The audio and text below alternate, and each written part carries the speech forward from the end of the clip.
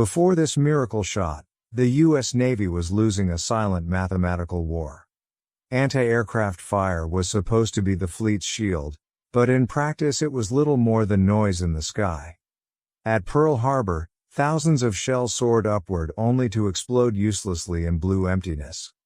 The fuse settings were wrong. The altitudes miscalculated. The chaos overwhelming. Sailors fired bravely, desperately, but bravery couldn't bend physics.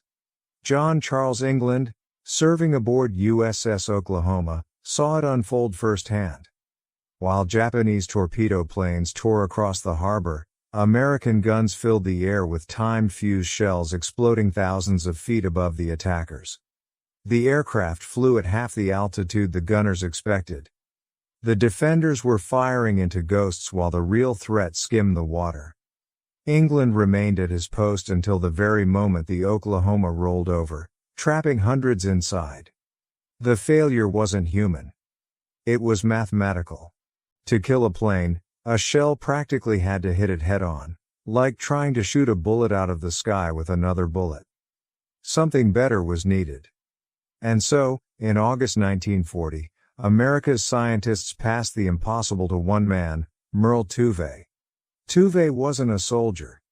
He didn't carry medals or rank. He carried a reputation for refusing to believe in the word impossible. The National Defense Research Committee, NDRC, handed him a task that other nations had attempted and abandoned. Build a fuse that detonates not by timer, not by impact, but by sensing its target nearby. The idea sounded more like science fiction than engineering. The fuse needed to survive being hurled from a gun with a force that crushed steel. Inside that shell, spinning at 25,000 rotations per minute, a tiny radio transmitter had to send out signals, red reflections, and then trigger an explosion at the perfect moment. Every major nation had tried and failed. Their vacuum tubes shattered. Their circuits died instantly. Their design simply could not survive a gun launch. But Tuve's team, Section T, refused to accept defeat. They invented shock-resistant vacuum tubes built with thicker, reinforced glass. They created a reserve battery that didn't activate until the force of firing shattered a microscopic vial inside. They used the nose of the shell as a radio antenna, turning the projectile itself into a sensor.